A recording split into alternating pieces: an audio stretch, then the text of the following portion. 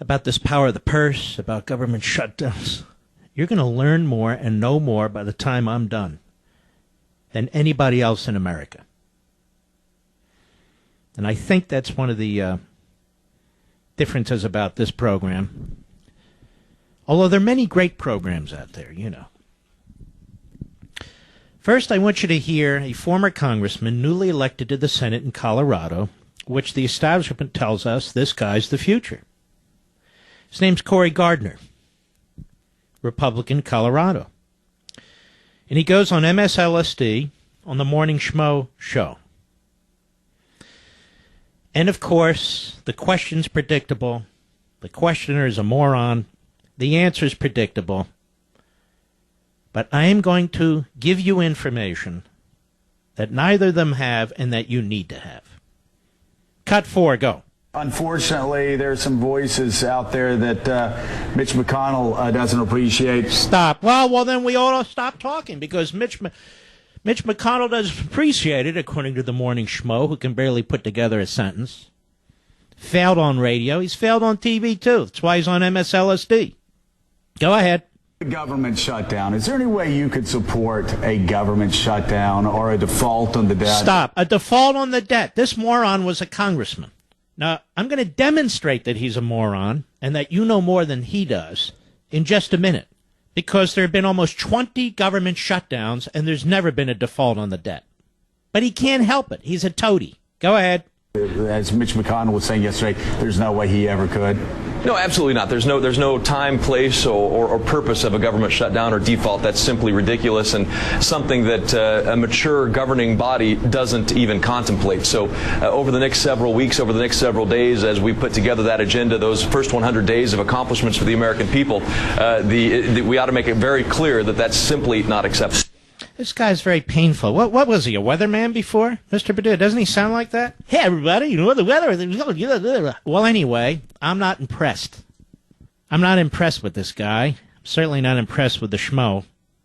Now, let's begin our trip down memory lane, and I will demonstrate that they don't know what they're talking about. As a matter of fact, they're both irresponsible. As a matter of fact, Mitch McConnell's irresponsible.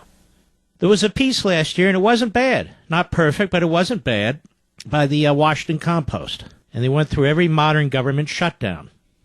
Every modern government shutdown. And we're going to do that right now. Because you're going to see it's not only not irresponsible, it's utterly responsible. It's one of the few ways to control spending. And I might say there was never a government shutdown under Bush 41 or Bush 43. There were government shutdowns under Gerald Ford, Jimmy Carter, Bill Clinton, several under Reagan, and, of course, this last time around, because there's no other way to control spending than the modern era. And, of course, the Morning Schmo and this newly elected, newly minted Cory Gardner, they won't tell you how they're going to cut spending. They won't tell you how they're going to control a rogue president who is destroying our constitutional system. They have no answer. I watched the Fox News the other day. I'm watching Charles Krauthammer. He's going on and on how outrageous it is what Obama's going to do. Obamacare, immigration, but he said, everybody calm down. Calm down. Forget about the power of the purse. Forget about shutting down the government. Come on, we can do this. Do what? Do what? If you listen to these people, Democrat, Republican, media, politician, you would think that only last year was the government ever shut down. And you would think a government shutdown results in defaulting on the debt. They're both absolute lies. Let's get started. Shutdown number 1, September 30 to October 11. Almost 2 weeks. It was 10 days. The president, Gerald Ford. The Democrats controlled heavily the Senate and the House. Why? The major budget conflict during this period came because Ford vetoed a funding bill for the Departments of Labor and HEW at the time, which is HHS now. He said they weren't restraining spending. What happened? Congress overrode Ford's veto on October 1, so the spending bills took effect. But it wasn't until over a week later that the partial shutdown ended, and it was only on October 11 that a continuing resolution ending funding gaps was passed. So the first time was under Gerald Ford in modern times, since the Budget Act, and it lasted 10 days because he wanted to cut spending. The next government shutdown, number 2, lasted 12 days. It was under Jimmy Carter. And the Democrats controlled the Senate and the House significantly. The Senate 59-41. The Majority Leader, Robert Byrd. Tip O'Neill in the House. They had 292 seats, the Democrats. So why was it shut down? Well, the Democrats in the House insisted on continuing the ban, the House insisted on continuing the ban on using Medicaid dollars to pay for abortions, except in cases where the life of the mother was at stake. The Senate wanted to loosen this to include allowances for abortions in case of rape and incest, or when the mother's health was in danger. The issue had become tied to funding for labor and HEW. They couldn't come to an agreement. So how was it resolved? The Medicaid ban was continued until October 31, and the shutdown ended to give negotiators more time to work out a deal. Well, they couldn't work out a deal, so the government shut down again for 8 more days, a total of 20 days. Not enough time had elapsed since the temporary measure ending the shutdown. So how was it resolved? Another temporary bill was signed by Carter to allow for more time for Congress to resolve its abortion dispute. Notice, the debt was paid. The debt was paid. There wasn't a default on the debt. Shutdown number 4. Jimmy Carter again. They still couldn't resolve this issue. This lasted another 8 days. It was a second temporary measure ending a shutdown meant to allow more time for negotiations, but it wasn't enough time. How was it resolved? A deal was brokered in which the exception allowing Medicaid to pay for abortions in cases where the mother's life is in danger was widened to include abortions from rape or incest, or which are necessary to protect the mother's health. Okay? 3 times in a row it was shut down over abortion for a total of 28 days. We didn't default on our debt, Mr. Gardner. Morning, schmo. Why are you lying about this? Government shutdown number 5. Who was president? Jimmy Carter. Again, the Democrats had massive majorities in the House and the Senate. This was September 30 to October 18. 18 days. Congress passed a defense bill including funding for a nuclear-powered aircraft carrier. Carter judged the carrier wasteful and vetoed it. He vetoed a public works appropriation bill because of water projects he also considered wasteful. How was it resolved? A new defense bill excluding funding for the carrier was passed, as was a new public works bill excluding the water projects Carter opposed. And the previous year's compromise solution on abortion, in which funding was reserved for cases of rape, incest, and jeopardy to the mother's health, was agreed to in both houses. So it shut down for almost 3 weeks. There was no default on the debt. Life goes on. People my age don't even remember this. Shutdown number 6. Who was the president? Jimmy Carter. How many days did it last? 11. This time the Democrats had 58 senators and 277 House members. Byrd controlled the Senate, O'Neill the House. Overwhelming Democrat numbers. Here's Democrats fighting with Democrats. Why did it happen? Well, the House wanted to raise congressional and senior civil servant pay by 5.5%, which the Senate opposed. So the House also wanted to limit federal abortion spending to cases where the mother's life was in danger, while the Senate wanted to keep the funding in case of rape, incest, and when the mother's health is in serious jeopardy. The dispute was not resolved before a partial shutdown. How was it resolved? After 11 days. Well, the House got the pay increases, but had to allow abortion funding in case of rape and incest. Government shutdown number 7. For 2 days in 1981, the President Ronald Reagan, who controlled the Senate, the Republicans, 53-47, Howard Baker was the majority leader. Tip O'Neill and the Democrats still controlled the House. Why did it happen? Well, Reagan promised to veto any spending bill that didn't include at least half of his proposed $8.4 billion in domestic budget cuts.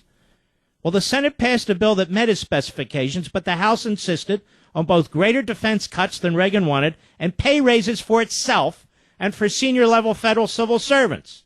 Eventually, the House and Senate agreed to pass a package that fell $2 billion short of the cuts Reagan wanted. So Reagan vetoed it and shut down the government. How was it resolved? The House and Senate passed and Reagan signed a bill extending current spending through December 15 to give them time to work it out. Government shutdown number 8. The following year, same numbers in the Senate and House. Why did it happen?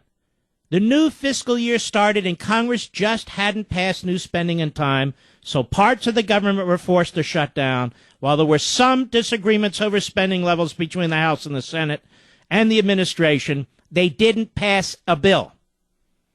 Government shutdown number 9 lasted 3 days. The president, Ronald Reagan, House and Senate negotiators wanted to fund $5.4 billion and $1.2 billion respectively in public works spending to create jobs, quote unquote. But Reagan threatened to veto any spending bill that included this money. The House also opposed funding the MX missile program, a major defense priority of Ronald Reagan's. How was it resolved? The House and Senate abandoned their jobs plan but declined to fund the MX missile or the Pershing II missile. They also provided funding for the Legal Services Corporation, which provides legal support, which is a crap agency that funds leftists. Now, I'll explain it. How was it resolved? Reagan criticized all the moves. He grudgingly signed the bill, but warned them, don't send him another bill like this again. I'm not done. I want to get to shutdown number 10 all the way through to number 18. Because, ladies and gentlemen, more than any of these government shutdowns, we are facing today a president of the United States who is eviscerating our Constitution, and we have glib Republicans, including Cory Gardner and McConnell and the Morning Schmo. No government shutdown. We don't want to, default on the debt. They are lying to you. They are lying to you. These Republicans today are not even as strong as the Republicans of the past. The French Republicans surrendering everywhere, even before they have to. Shutdown number 10, and you will notice most of these shutdowns occurred under Ronald Reagan. And you will also notice most of the phony Bush budget cutters, because they didn't cut budgets. There were no shutdowns in under Bush 41 or 43, and that they pretend that their rhino Republican mentality is better than the Reagan mentality because Reagan never cut. Reagan tried desperately, as you can see, time and time and time again, other than defense and certain other programs, to cut domestic spending, particularly discretionary spending. And discretionary spending under Reagan went down almost 10%. And he had to use threats of government shutdowns and the shutdown itself. He didn't campaign on it. He wasn't bragging about it. But when the power of the purse is surrendered to a president, like the Republicans are doing now, a president who is exercising Article 1 congressional power when it comes to immigration, who lied his way into the Obamacare debacle. The fact that these Republicans won't stand up in Congress, I'm trying to tell you, is not natural. It's not normal. Shutdown number 10. The Republicans controlled the Senate 55-45. Baker was the leader, and the Democrats still controlled the House. The House Democrats passed an amendment adding close to $1 billion in education spending. They also cut foreign aid below what Reagan wanted, adding money for Israel and Egypt but cutting it for Syria and El Salvador, and cut defense spending by $11 billion relative to Reagan's request. The dispute wasn't resolved before a short shutdown of 3 days. Well, what resolved it? The House Democrats agreed to reduce their education spending request by $100 million. They also funded the MX missile, which they refused to fund during the last shutdown. But they kept their foreign aid and defense cuts and got a ban on oil and gas leasing in federal animal refuges. I want you to hear a few more. Shutdown number 11, under Reagan. Shutdown number 12, under Reagan. Shutdown number 13, under Reagan. Shutdown number 14, under Reagan. Shutdown number 15, well, it is George H.W. Bush.